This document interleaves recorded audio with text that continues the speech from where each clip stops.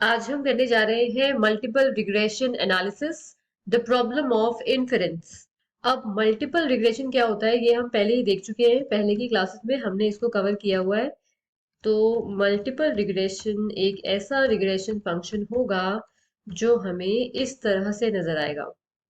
तो यहाँ पे हम देख रहे थे कि जो इंडिपेंडेंट वेरिएबल है वो एक से हमें ज्यादा देखने में आएगा। तो ऐसे फंक्शन को, ऐसे रिग्रेशन फंक्शन को मल्टीपल रिग्रेशन फंक्शन बुलाया जाता है। ठीक है। अब इस चैप्टर में हम क्या देखने वाले हैं, यहाँ पे हम देखेंगे, डिस्कस करने वाले हैं द प्रॉब्लम ऑफ इन्फेरेंस। तो इसके अंदर हम क्या पढ़ेंगे, इसके अंदर हम ये देखेंगे कि जब अपने पास में सैंपल रिजल्ट्स अवेलेबल हैं तो सैंपल रिजल्ट्स जो हैं उसको किस तरह से जनरलाइज कर सकते हैं हम पूरी पॉपुलेशन के लिए। तो ये इसके अंदर देखने वाले हैं हम। अब यहाँ हम देख रहे हैं हाइपोथेसिस टेस्टिंग। तो यहाँ पे हमें नजर आ रहा है, एक अपने पास में है alternate hypothesis. The first one H not is null hypothesis, और जो दूसरा हमें दिख रहा है H one, that is alternate hypothesis. तो ये अपना नल हाइपोथेसिस बोला जाता है और ये हम देख रहे हैं ऑल्टरनेट हाइपोथेसिस है। अब इसमें एक बात हम देख सकते हैं कि अगर एच नॉट यानी अपना नल हाइपोथेसिस अगर ट्रू है तो ऐसे केस में the value of beta two is going to be zero. But if it is not true, if alternate hypothesis is true, in that case हम देखेंगे कि जो बीटा टू का वैल्यू है it's not going to be equal to zero. अब zero नहीं है तो क्या है, जीरो नहीं है तो it can be greater than और लेस देन जीरो। तो ऐसा वाला जब अपने पास में हाइपोथेसिस आता है, जब हम देख रहे हैं ऑल्टरनेट हाइपोथेसिस है और यहाँ पे the results could go either way, ज्यादा भी हो सकता है कम भी हो सकता है जीरो से। तो ऐसे जो हाइपोथेसिस टेस्टिंग है इसको हम क्या बुलाते हैं, इसे हम बोलते हैं ये टू टेल्ड हाइपोथेसिस है। अब हमारे पास में ये क्वेश्चन आता है कि जो नल हाइपोथेसिस है एच नॉट है, इसको कब रिजेक्ट किया जाए और कब रिजेक्ट ना किया जाए। तो हम देख रहे हैं ये ट्रू कब होगा, ये ट्रू तब होगा जब बीटा टू का value is equal to zero, correct. अब इसको रिजेक्ट कब किया जाना है, इस हाइपोथेसिस को हम तब रिजेक्ट कर देंगे अगर हमारा जो टी कैलकुलेटेड है, जब हम टी का वैल्यू कैलकुलेट करके हम निकालेंगे, अभी हम देखने वाले हैं आगे, तो जो कैलकुलेटेड वैल्यू ऑफ टी है वो या तो कम है या बराबर है टैब्यूलेटेड टी के वैल्यू से। अब इसका मतलब क्या है, calculated T and tabulated T, इसका मतलब ये है कि जो टी वैल्यू है इसको हम एक कैलकुलेट भी करते हैं जो अभी हम सीखने वाले हैं, साथ में इसकी एक टेबल भी ऑलरेडी प्रेजेंट होती है, एक टेबल होता है टी टेबल भी कॉल इट। तो उसके अंदर क्या वैल्यू हमें देखने में आ रही है। तो अगर कैलकुलेटेड टी का वैल्यू कम है या बराबर है टैबुलेटेड टी के तो भी रिजेक्टेड, या फिर जो कैलकुलेटेड टी है इसका वैल्यू ग्रेटर देन और इक्वल टू टैबुलेटेड टी हो, तभी भी इसको रिजेक्ट किया जाता है। ठीक है। अभी इसको हम समझ जाएंगे अच्छे तरह से, अगर अभी नहीं समझ आया है तो कोई दिक्कत नहीं है, इसमें बहुत ही सिंपल सी चीज है। अब यहाँ हम समझ सकते हैं कि जो कैलकुलेटेड टी है, जो हमने आगे देखा tabulated T and calculated T, तो टी का वैल्यू कैलकुलेट कैसे किया जा रहा है। इसको कैलकुलेट करने के लिए अगर मान लो हमारा नल हाइपोथेसिस बीटा वन से कनेक्टेड होता, अभी नहीं है, अभी हमें क्या बोल रखा है, हम बीटा टू के हिसाब से काम कर रहे हैं यहाँ पे। अब हमारे पास जो हाइपोथेसिस है, हमने क्या बोला कि null hypothesis is going to be true when the value of beta two is equal to zero, correct. तो अभी हम बीटा टू की बात कर रहे हैं इसके अंदर, पर अगर इस बीटा टू की जगह पे बीटा वन होता and we were suppose to calculate the value of T, तो उसको इस फॉर्मूला के थ्रू कैलकुलेट करना पॉसिबल है। So T is equal to beta 1 hat minus beta 1 over SE, that is standard error beta 1 hat.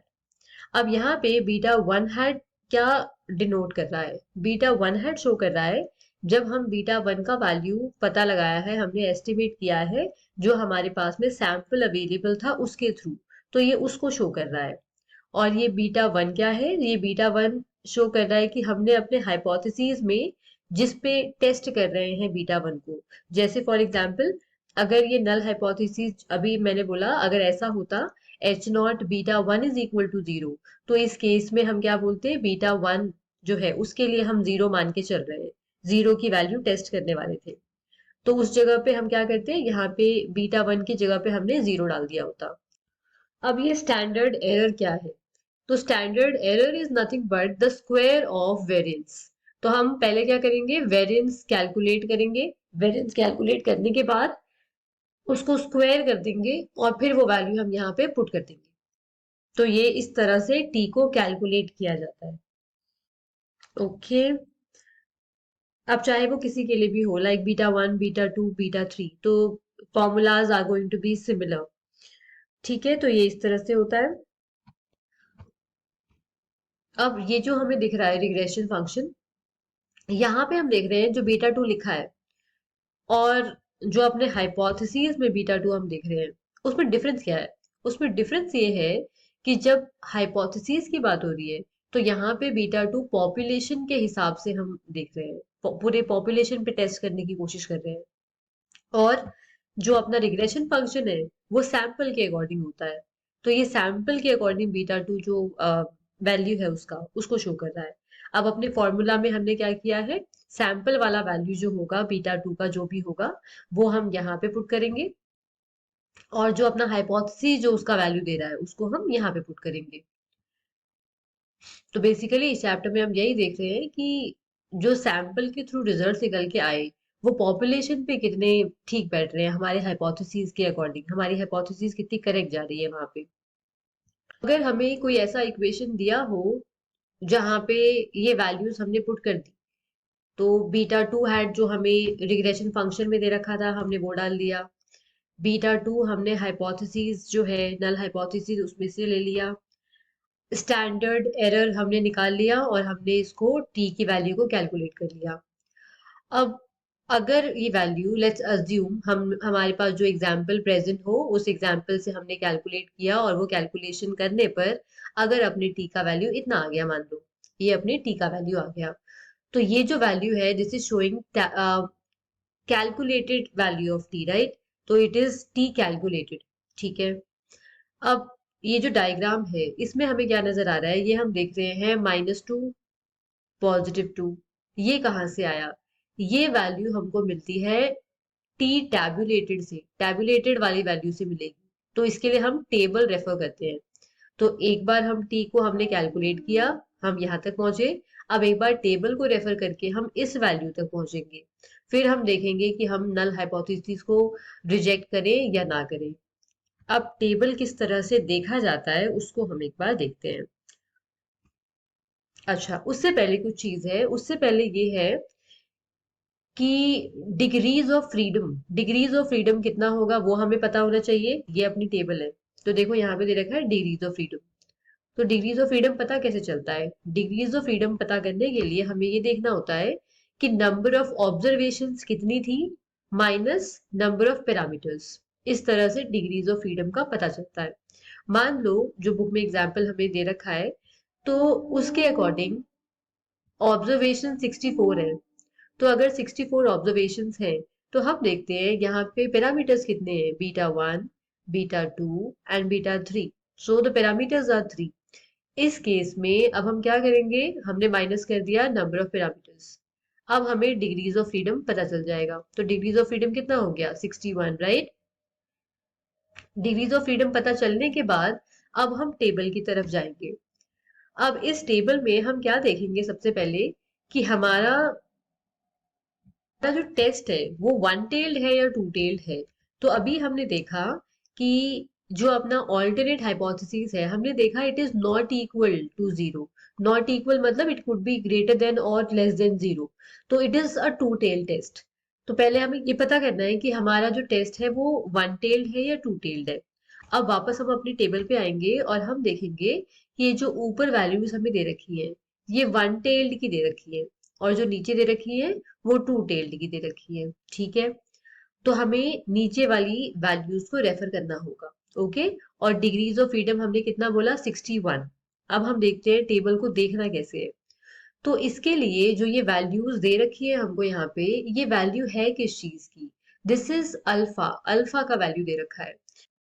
तो अगर question में हमें अल्फा का वैल्यू ऑलरेडी गिवन हो तब तो कोई बात ही नहीं है, हम देखेंगे हमारा टेस्ट कौन सा है, वन टेल्ड है या टू टेल्ड है, और उसके हिसाब से जो वैल्यू हमें गिवन होगा वहां पे जाके डिग्रीज ऑफ फ्रीडम के हिसाब से हम वैल्यूज को निकाल सकते हैं, कोई दिक्कत नहीं है। अगर नहीं दे रखा हो तो हम अल्फा 5% लेके चलते हैं। अब 5% क्या होता है, 0.05। तो 0.05 वैल्यू हमें देखनी है, पर किस में, टू टेल्ड में देखनी है, क्योंकि अपना केस टू टेल्ड है। तो अब हम देखेंगे नीचे की तरफ, तो ये हमें दिख रहा है 0.05। ओके, और डिग्रीज ऑफ फ्रीडम कितना गया था, 61। अब क्या हमें यहाँ पे 61 नजर आ रहा है, तो 61 तो है ही नहीं। तो अगर नहीं है तो हम क्या करेंगे, क्लोजेस्ट जो हमें दिख जाए उसके हिसाब से चलेंगे। तो 61 का क्लोजेस्ट इज 60 हियर। अब हम आते हैं 60, और हम आते हैं डिग्रीज ऑफ फ्रीडम अपना कितना, डिग्रीज ऑफ फ्रीडम इज 60। अब हम आते हैं अल्फा का वैल्यू विच वाज 0.05।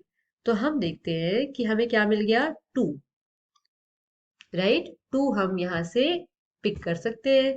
और अब हम देखेंगे -2 एंड +2 ये यहीं से आया है। तो दिस वाज कैलकुलेटेड टी, और ये हमारा टैब्यूलेटेड टी है। अब ये क्रिटिकल रीजन जो 2.5% हमें दे रखा है, ये कहाँ से आया, वाई इज इट 2.5%?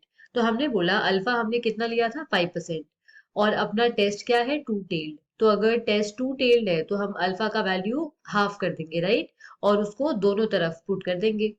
तो 5 का हाफ हमने कर दिया, दैट इज 2.5। तो इस साइड पे भी 2.5 दिख रहा है, यहाँ पे भी हमें 2.5 दिख रहा है। अब ये ओवरऑल जो होता है 100 ही होता है, राइट। तो बीच में 95 हो गया, नाउ 2.5 हियर एंड 2.5 हियर। इस तरह से ये डायग्राम जो है अपना बनता है। ओके, तो ये है अपना टी के थ्रू किस तरह से चीजें होंगी। Okay, now testing the overall significance of the sample regression. अब एक बात है कि अभी जो हमने केस देखा उसमें हम सिर्फ एक चीज की बात कर रहे हैं, सिर्फ बीटा 2, या तो सिर्फ बीटा 1 होता, या बीटा 3, या कोई और होता। अब यहाँ पे हम फोकस कर रहे हैं कि हम बीटास को साथ में जो है देख रहे हैं, ओवरऑल सिग्निफिकेंस क्या होगा हमारे पैरामीटर्स का, वो हम यहाँ पे टेस्ट करने की कोशिश कर रहे हैं। तो हमने क्या बोला कि जो अपना नल हाइपोथेसिस है, तो H0 beta 2 is equal to beta 3 which is equal to 0। तो ओवरऑल सिग्निफिकेंस क्या है या नहीं है वो हम इसके अंदर टेस्ट करने वाले हैं। Okay, and for this we are going to use F test. इससे पहले हमने क्या किया था, टी टेस्ट का इस्तेमाल किया था, जब हम इंडिविजुअली पैरामीटर्स जो हैं उनके वैल्यूज को टेस्ट कर रहे थे। Okay, before proceeding to this topic एक चीज छूट गई है जो हम देख लेते हैं। ओके, ये चीज हमें फोकस यहाँ पे रखना है, हाँ, कि H0 अब जो हमने सारी सिचुएशन देखी उसमें H0 को हम रिजेक्ट करें या ना करें। तो हमने देखा जो कैलकुलेटेड टी है, अभी हम चेक कर लेते हैं कि हमारी सिचुएशन क्या है। कैलकुलेटेड टी कितना था, इट वाज -2.82, राइट, इतना जा रहा था। और हमारा जो टैबुलेटेड टी है वो कितना गया, -2 and 2, राइट। अब हम देखते हैं कि सिचुएशन क्या थी।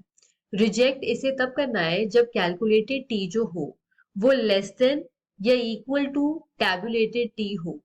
तो हमारे वाले केस में इसका वैल्यू लेस देन है, राइट।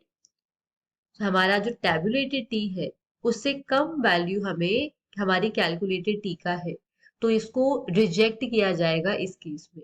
इस तरह से इसको देखा जाता है। Okay, now coming back to F test. अब f का वैल्यू किस तरह से निकलता है, f का वैल्यू निकालने के लिए हम क्या करते हैं, ESS which is explain sum of squares divided by degrees of freedom over RSS which is residual sum of squares divided by degrees of freedom. ये हो गया। अब यहाँ पे हम देख रहे हैं ESS डिग्रीज ऑफ फ्रीडम कितना लेके चल रहे हैं, K-1 से डिवाइड किया, और RSS जो है इसको हमने डिवाइड किया N-K। अब यहाँ पे K क्या है, K वेरिएबल्स को शो करता है। तो कितने वेरिएबल है, यहाँ पे देखो, including dependent variable, so y x2 and x3। तो टोटल वेरिएबल्स कितने हो गए? 3। तो इस तरह से हम आ गए, हाँ right. So this was k। तो k is number of variables. Okay, अब हम देखते हैं कि f कैलकुलेट होगा किस तरह से। यहाँ पे देखो हमें दे रखा है, न्यूमरेटर क्या चाहिए था हमको? ESS, explain sum of squares. Okay, तो हमें दिया एक्सप्लेन सम ऑफ स्क्वायर्स। ठीक है, डिग्रीज ऑफ फ्रीडम क्या लिखा है? 2। ऐसा क्यों, देखते हैं।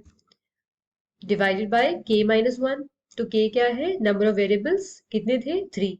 तो 3 - 1 इज 2। तो इस वजह से यहाँ पे डिग्रीज ऑफ फ्रीडम लिखा 2। करेक्ट है।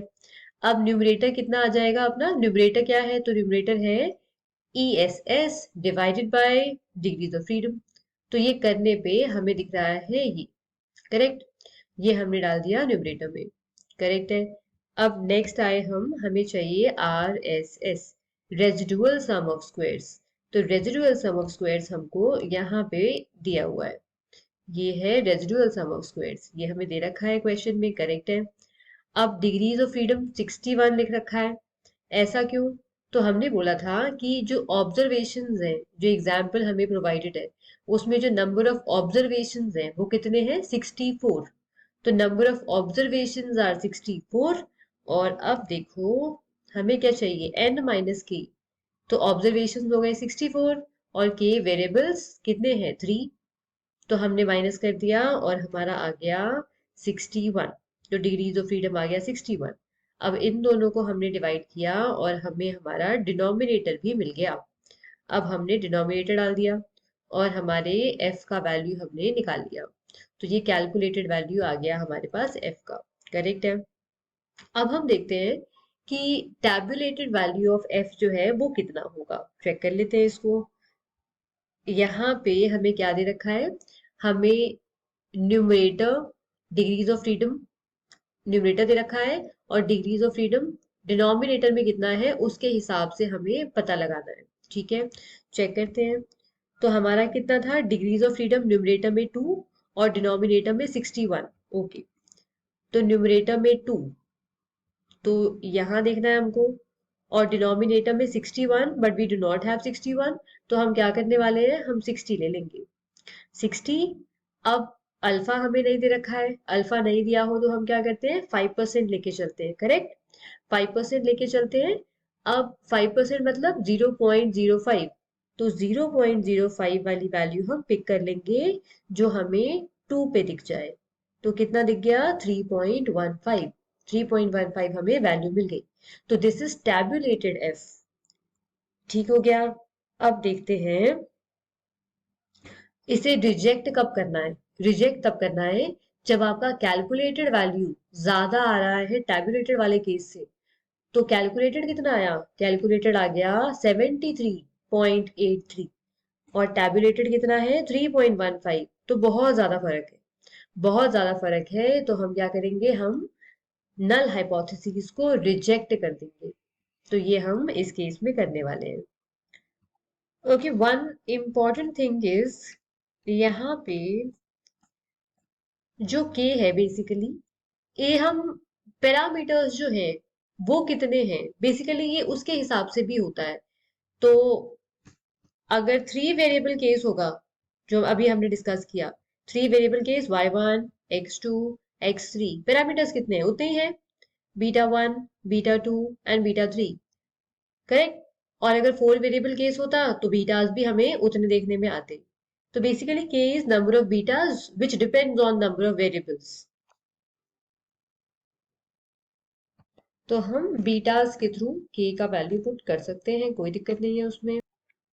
अब हमें ये भी जानना जरूरी है कि अगर अपने पास में एक रिग्रेशन मॉडल गिवन है, उस रिग्रेशन मॉडल में हम जो इंडिपेंडेंट वेरिएबल है, एक नया इंडिपेंडेंट वेरिएबल, उसे इंट्रोड्यूस करें या ना करें, कब करना चाहिए और कब नहीं करना चाहिए। तो उसके लिए तरीका क्या है? उसके लिए तरीका ये है कि हम एडजस्टेड आर स्क्वायर जो है, एडजस्टेड आर स्क्वायर निकालें। जो नया वेरिएबल मान लो इस मॉडल में एक नया वेरिएबल x4 हम डालना चाह रहे हैं। अब वो जो नया आप वेरिएबल डालना चाह रहे हो वो इस मॉडल को बेटर बनाएगा, उसके लिए सूटेबल है या नहीं है। इसको पता करने का तरीका है कि हम एडजस्टेड आर स्क्वायर निकाले, एक बार निकाले विदाउट वो जो नया वेरिएबल हम इंट्रोड्यूस करने वाले हैं, और एक बार निकाले उसके इंट्रोडक्शन पर, उसके उसको ऐड करने पर जो एडजस्टेड आर स्क्वायर है कितना फर्क देखने में आ रहा है। अगर नए वेरिएबल के एडिशन पे जो एडजस्टेड आर स्क्वायर है उसका वैल्यू बढ़ जाए तो फिर उसको ऐड किया जाना चाहिए, उसको मॉडल में हमें डालना चाहिए, अदरवाइज उसे स्किप करना चाहिए। Restricted least squares testing linear equality restriction. तो अब हम क्या कर रहे हैं, हम लीनियर इक्वालिटी रिस्ट्रिक्शंस को टेस्ट करने वाले हैं। अब ये जो हमें मॉडल दे रखा है ये लीनियर नहीं है, हमें दिख रहा है एक्सपोनेंट्स हमें नजर आ रहे हैं यहाँ पे, इट इज नॉट लीनियर। अब क्या करेंगे, हम इसको हम लॉग के फॉर्म में शो कर रहे हैं। अब हमें चेक करना होगा कि जो रिस्ट्रिक्शन है β2 + β3 इज इक्वल टू 1, अगर ये फॉलो होगा तो हम बोलेंगे यहाँ पे CRS constant returns to scale जो है वो एप्लीकेबल है। और अगर ऐसा है तो ये एक एग्जांपल है अपना लीनियर इक्वालिटी रिस्ट्रिक्शन का। तो अब हम देख रहे हैं इसको चेक करना कैसे है कि β2 + β3 इज इक्वल टू 1 ये लीनियर वाला केस है कि नहीं। इसको करने के लिए हमारे पास में कुछ अप्रोचेस है जिसपे से एक है टी टेस्ट अप्रोच। अब टी टेस्ट के अकॉर्डिंग अगर हम लिनियरिटी चेक करना चाह रहे हैं, लीनियर इक्वालिटी चेक करना चाह रहे हैं, तो उसके लिए हम क्या करेंगे, सबसे पहले ये जो इक्वेशन गिवन है हमें लॉग फॉर्म में, यहाँ पे इसकी वैल्यू को एस्टिमेट कर देंगे बिना जो इक्वालिटी का रिस्ट्रिक्शन है उसे कंसिडरेशन में लिए हुए, इसको एस्टिमेट कर देंगे। यहाँ से हमें β2 और β3 जो है इनके वैल्यू जो है हम निकाल लेंगे।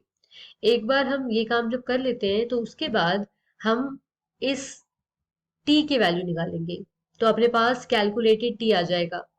तो β2 हैड β3 हैड दोनों का समेशन किया, देन वी हैव सब्ट्रैक्टेड β2 + β3 और अपॉन में डाल दिया हमने स्टैंडर्ड एरर β2 हैड + β3 हैड। तो हम क्या करने वाले हैं, इसे हम कैलकुलेट कर देंगे, टी का वैल्यू कैलकुलेट कर देंगे।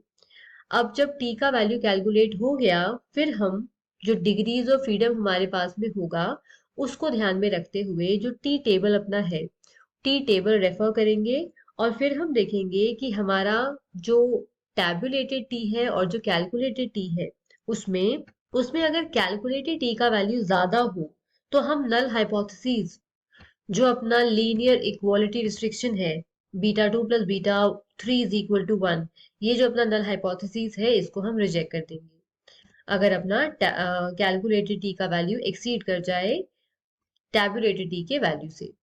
Now the F test approach restricted least squares. यहाँ पे हम क्या कर रहे हैं, यहाँ पे भी एफ का वैल्यू कैलकुलेट किया जाएगा, फिर हम टेबल में इसका वैल्यू चेक करेंगे। और अगर f का जो वैल्यू है, कंप्यूटेड f का जो वैल्यू है एक्सीड कर जाएगा टेबल वाले वैल्यू से, तो हम अपनी नल हाइपोथेसिस जो लीनियर इक्वालिटी रिस्ट्रिक्शन है हम उसको रिजेक्ट कर देंगे। अब यहाँ पे हमें दिख रहा है RSS R, तो ये R क्या है, रिस्ट्रिक्टेड वाला केस है। यहाँ पे दिख रहा है RSSUR, तो ये अनरिस्ट्रिक्टेड है। डिवाइड कर रहे हैं इसको m से, m क्या है, नंबर ऑफ लीनियर रिस्ट्रिक्शंस, तो हमने कितनी लगाई है 1, एक ही अपना है। इसके बाद हमें दिख रहा है RSSUR, तो इट्स अगेन अनरिस्ट्रिक्टेड RSS, और इसको डिवाइड किया है n-k से, तो n है नंबर ऑफ ऑब्जर्वेशन और k नंबर ऑफ पैरामीटर्स, तो parameters in the unrestricted regression. तो ये सारी चीजें हैं और इसके थ्रू हम कैलकुलेट करके देख सकते हैं कि कौन सा वैल्यू ज्यादा आ रहा है। अब रिस्ट्रिक्टेड रिग्रेशन कौन से वाला है, तो ये है रिस्ट्रिक्टेड रिग्रेशन। इसके थ्रू जब RSS निकाल रहे हैं तो हम यहाँ पे इसका वैल्यू पुट करेंगे। और जो अनरिस्ट्रिक्टेड है वो कौन से वाला है, तो वो ये वाला है, दिस वाज अनरिस्ट्रिक्टेड। तो ये कैलकुलेशंस करके हमें बस f का वैल्यू पता कर लेना है एंड देन अपना काम हो जाएगा, हमें पता चल जाएगा कि हम नल हाइपोथेसिस को रिजेक्ट करें या ना करें। नाउ चाउ टेस्ट।